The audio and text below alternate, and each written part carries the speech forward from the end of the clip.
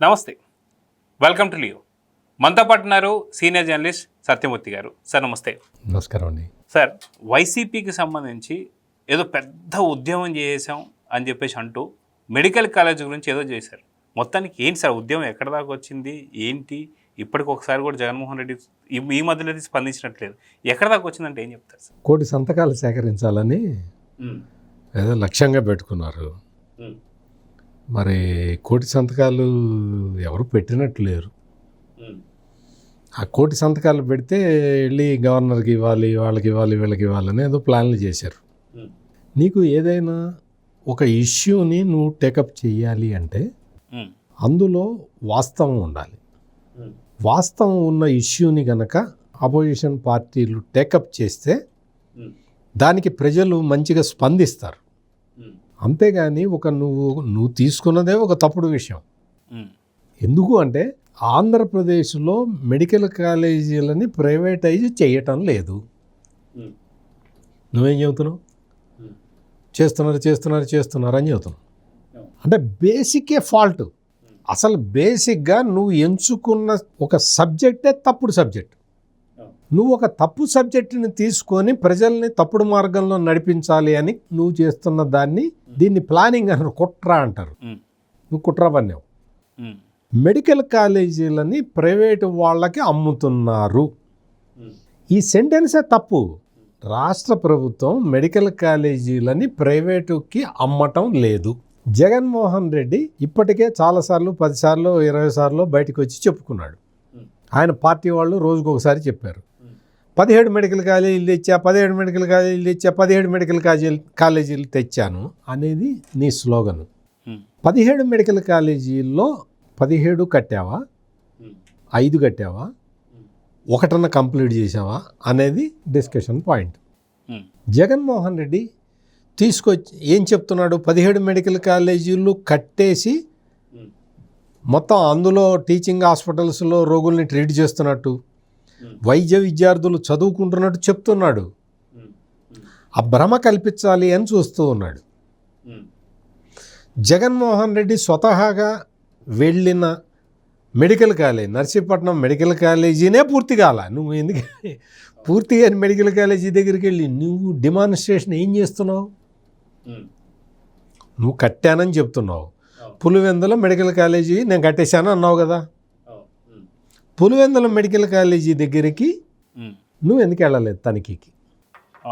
నువ్వు నర్సీపట్నం వచ్చావు. నేను కట్టా అని చెప్పుకుంటూ కట్టని ఆసుపత్రి దగ్గరికి, కట్టని మెడికల్ కాలేజీ దగ్గరికి వచ్చావు. అక్కడే నీ డొల్లతనం ప్రజలకు అర్థమైపోయింది. నువ్వు 17 మెడికల్ కాలేజీలు తీసుకొచ్చావు. నువ్వు మొత్తం పూర్తిగా కట్టినట్టు చెప్తున్నావు. అందులో కట్టినవి ఏవి లేవు. అన్నీ కూడా అరకొర సౌకర్యాలతోటే ఉన్నాయి. ఎప్పుడైనా జగన్ గారు కొత్త మెడికల్ కాలేజీ స్టార్ట్ అయిపోతే దానికి 100 సీట్లు కేటాయిస్తారు. ఎంబీబీఎస్ సీట్లు 100 ఇస్తారు. వాళ్ళు వచ్చి ఎంసీఐ వాళ్ళు మెడికల్ కౌన్సిల్ ఆఫ్ ఇండియా వాళ్ళు వచ్చి చూసి ఇక్కడ సౌకర్యాలు లేవు అని చెప్పి 100 సీట్లు ఉన్న చోట 50 సీట్లు కట్ చేశారు. 150 సీట్లు ఉన్న చోట 100 కట్ చేశారు. అంటే మెడికల్ కాలేజీ పెట్టే ఇన్ఫ్రాస్ట్రక్చరు నువ్వు ఎక్కడా సమకూర్చలేదు. 17 చోట్ల నువ్వు సమకూర్చలేదు. బిల్డింగులు కట్టడం 5 పూర్తయినాయి. ఆ 5లో కూడా సౌకర్యాలు అరకొరగా ఉన్నాయి. అందుకనే నీకు సీట్లు కూడా తగ్గిపోయినాయి. సీట్లు లేవు. ఒక్కొక్క నీకు రాజమండ్రి మెడికల్ కాలేజీలో సీట్లు తగ్గించారు. నువ్వు చెప్తున్నావు పెద్ద గంభీరమైన ఉపన్యాసాలు ఇస్తావు. మెడికల్ కాలేజీలు అన్నీ చంద్రబాబు నాయుడు ప్రైవేట్ పరం చేస్తున్నాడు అని, దోచిపెడుతున్నాడు, అమ్మేస్తున్నాడు అని చెప్తున్నావు కదా. నీ పులివెందుల మెడికల్ కాలేజీలని నువ్వు కొనుక్కోవచ్చుగా. నువ్వు కొనుక్కో, నువ్వు అప్లై చేయి, నేను చెప్తా. నిజంగా సీఎంకి చెప్తా నేను. జగన్మోహన్ రెడ్డి గారు అప్లై చేసుకున్నాడండి, దరఖాస్తు చేసుకున్నాడు. ఆ పులివెందుల మెడికల్ కాలేజీ ఆయనకే అమ్మితే ఆయన నడుపుతాట అని నేను ఖచ్చితంగా చెప్తాను. నేను అంటే 17 మెడికల్ కాలేజీ 17 మంది వైసీపీ నేతలు కొనుక్కోవచ్చు మీరు అన్నట్టు అయితే. అసలు 17 తీసి పక్కన పెట్టు. నీ పులివెందుల్లో నువ్వు కొనుక్కో. జగన్ దోచి పెడుతున్నది కదా, నీకు వచ్చేలాగా కూడా చేయొచ్చు. కాకపోతే ఇక్కడ ఒక అడ్డంకి ఏముంది అంటే నీలాగా దోచుకునే వాళ్ళకి మెడికల్ కాలేజీలు ఇవ్వరు. ఇది ఒక ట్రస్ట్ ఇవ్వాలి, ట్రస్ట్కి ఇస్తారు. ఆ ట్రస్ట్కి కూడా వైద్య విద్యలో అనుభవం ఉండాలి, ఆసుపత్రుల నిర్వహణలో అనుభవం ఉండాలి. ఈ క్రైటీరియా అంతా పెట్టిన తర్వాత ఇప్పుడు ఉన్న పరిస్థితుల్లో యాజ్ ఇట్ ఈజ్గా నీకు ఇస్తారు. మిగిలిన పనులన్నీ పూర్తి చేయాలి. పూర్తి చేసిన తర్వాత స్టాఫ్ని నియమించుకోవాలి. స్టాఫ్ని నియమించుకున్న తర్వాత నీకు 33 సంవత్సరాలు నడిపి ఆ తర్వాత నువ్వు ఆ కాలేజీని తీసుకొచ్చి గవర్నమెంట్కి హ్యాండ్ ఓవర్ చేసి వెళ్ళిపోవాలి. రా జగన్మోహన్ రెడ్డి రా, ఒక కాలేజీ టేకప్ చేద్దుగాని రా. ఇది ప్రైవేట్ వాళ్ళకి అప్పచెప్పటం కాదు, అమ్మేయటం కాదు. దీన్ని పీపీపీ మోడల్ అంటారు. పీపీపీ మోడల్ మీద ఇప్పటికీ నేనే నా స్థాయిలో ఒక జర్నలిస్ట్గా నేను చాలాసార్లు చెప్పా, బాగా విడమరిచి మరీ చెప్పా. అయినా జగన్మోహన్ రెడ్డి అండ్ కంపెనీకి అర్థం కాల. వీళ్ళు మొన్న కేంద్ర ఆర్థిక శాఖ మంత్రి నిర్మలా సీతారామన్ దగ్గరికి వెళ్ళారు. వెళ్ళి మేము ప్రైవేటు మెడికల్ కాలేజీలని మా రాష్ట్ర ప్రభుత్వం ప్రైవేటు వాళ్ళకి అమ్మేస్తున్నది మేడం, మేము ఆ సందర్భంగా మీకు ఒక వినతి పత్రం ఇస్తాము అన్నారు. ఆమె రామ్మన్నది. రమ్మంటే వీళ్ళు వెళ్ళారు. వీళ్ళు వెళ్ళి వినతి పత్రం తయారు చేసి మెడికల్ కాలేజీలని ప్రైవేటుకి అమ్ముతున్నారు మా రాష్ట్ర ప్రభుత్వం అని వినతి పత్రం ఇచ్చారు. ఇస్తే లేదే, ఎక్కడ అమ్మట్లేదే అని ఆమె అన్నారు. అంటే మెడికల్ కాలేజీలు లేదు మేడం, అమ్ముతున్నారు మేడం. లేదు, ఎవరికి ప్రైవేట్ వాళ్ళకి ఇవ్వట్లేదు అంటే ఆ వైవి సుబ్బారెడ్డి పక్క నుండి అదే మేడం పీపీపీ మోడలు అన్నాడు. అంటే పీపీపీ మోడల్ అంటే ప్రైవేట్ వాళ్ళకి ఇవ్వటం కాదు, అది public private people partnership model. అదే ఇప్పుడు మొత్తం ప్రపంచం మొత్తం ట్రెండ్ అదే నడుస్తున్నది. చాలా సంస్థలు పీపీపీ మోడల్లోకి వచ్చేస్తూ ఉన్నాయి. అది ప్రైవేటు వ్యక్తులకి అమ్మటం కాదు అని కేంద్ర ఆర్థిక మంత్రి నిర్మలా సీతారామన్ ఆమెకు వచ్చిన తెలుగులో వీళ్ళందరికీ చెప్పారు. లేదు మేడం, మీరైతే ఈ వినతి పత్రం తీసుకోండి, మీకు ఇచ్చామని ఒక ఫోటో తీయించుకుంటాము, లేకుండా మేము ఆ ఫోటో లేకుండా పోతే జగన్మోహన్ రెడ్డి మమ్మల్ని తిడతాడు అని చెబితే అది తీసుకొని ఫోటోకి ఫోజ్ ఇచ్చారు. అంటే పీపీపీ మోడల్ అంటే కూడా బేసిక్ నాలెడ్జ్ లేకుండా ప్రవర్తిస్తున్నారు అనేది చెప్పడానికి నేను ఇదంతా చెప్పింది. అంటే మీకు ప్రైవేటు వ్యక్తులకి అప్పగిస్తున్నారు అనేదే తప్పు. ఆ తప్పు సిద్ధాంతం మీద నువ్వు 1 కోటి సంతకాలు సేకరించటం అంటే నువ్వు దాదాపుగా 10 లక్షలు 20 లక్షలు జిరాక్స్ కాపీలు పెట్టినా 1 కోటి కావు. ఒక్కొక్కటి జిరాక్స్ తీసి పెట్టినా కానీ 1 కోటి కావు. 1 కోటి సంతకాలు ఆంధ్రప్రదేశ్లో కుదరక తెలంగాణ వెళ్ళి పెట్టించారు సంతకాలు. నీకు గవర్నమెంట్ చేస్తున్నదేంటి, నువ్వు చెప్తున్నదేంటి? నువ్వు చెబుతున్నది పచ్చి మోసం, అబద్ధం. నువ్వు చెప్తున్నది కళ్ళు ఆర్పకుండా నువ్వు ఏదన్నా విషయం చెప్పినంత మాత్రాన అది వాస్తవం అని ప్రజలు అనుకోవడం నీ భ్రమ. మెడికల్ కాలేజీలోని ప్రైవేట్ వాళ్ళకి అప్పగించటం లేదు అనేది బేసిక్ ఫ్యాక్ట్.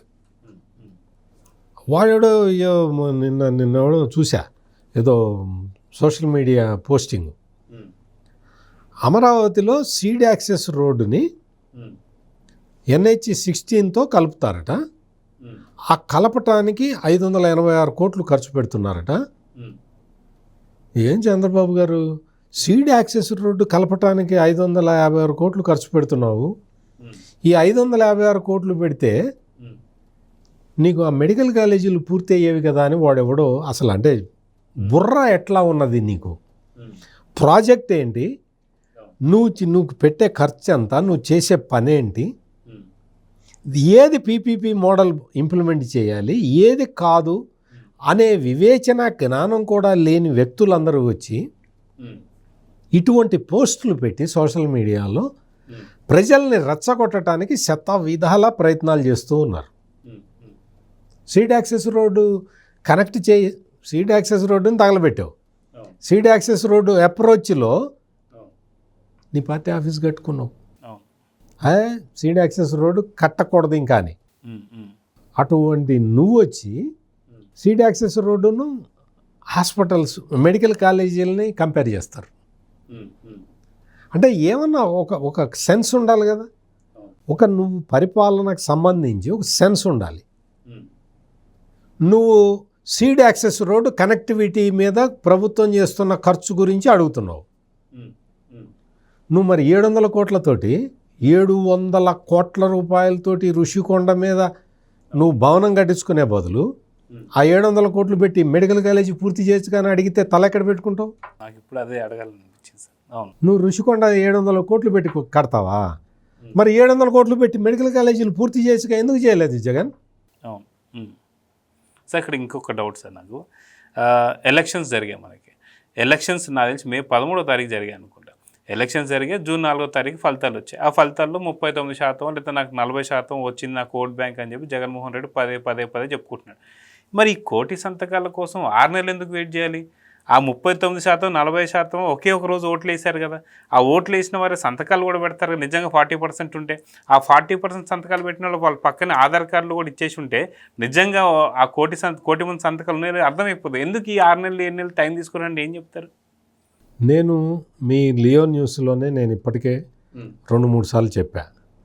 జగన్మోహన్ రెడ్డి 39.6% ఓట్లు తెచ్చుకున్నాడు. ఆ తర్వాత జగన్మోహన్ రెడ్డి ఈ రౌడీల్ని సపోర్ట్ చేస్తూ మాట్లాడటం మొదట first Jaganmohan Reddy visit 2 rowdy షీటర్లు కొట్టుకొని కత్తులతో పొడుచుకొని ఒకడు చచ్చిపోతే ఆ చచ్చిపోయిన వాడి కుటుంబాన్ని పరామర్శించడానికి జగన్మోహన్ రెడ్డి వినుకొండ వెళ్ళాడు. ఆ రోజు నుంచి మొత్తం నేరస్తుల్ని సపోర్ట్ చేయటమే ప్రధాన ఎజెండాగా పెట్టుకొని జగన్మోహన్ రెడ్డి పని చేయటంతో పని చేస్తుండటంతో 10% ఓట్లు కట్టాయి. ఆ తర్వాత ఈ తిరుపతిలో కల్తీ నెయ్యి వాడటం, ఈ పరకామణి కేసు, వీటన్నిటితోటి ఇంకొక 20% పోయినాయి. అందుకని జగన్మోహన్ రెడ్డిని చూసి అయ్యో పాపం అనే నాదుడు కూడా ఆంధ్రప్రదేశ్లో మిగల్లా. అదిగా గ్రాడ్యుయేట్ ఎలక్షన్స్లో కూడా మెజారిటీ 80,000% ఎవరైతే చదువుకున్న వారు కూడా ఇటే వేశారు ఓట్లు. అక్కడ కూడా పోయి అంటే ఇప్పుడు చదువు క్వశ్చన్ కాదు. చదువు వచ్చినా చదువు రాకపోయినా నువ్వు డిగ్రీ చేసినా నేను 10th తోటి ఆపినా నాలెడ్జ్ అనేది ఎక్కడికి పోదు.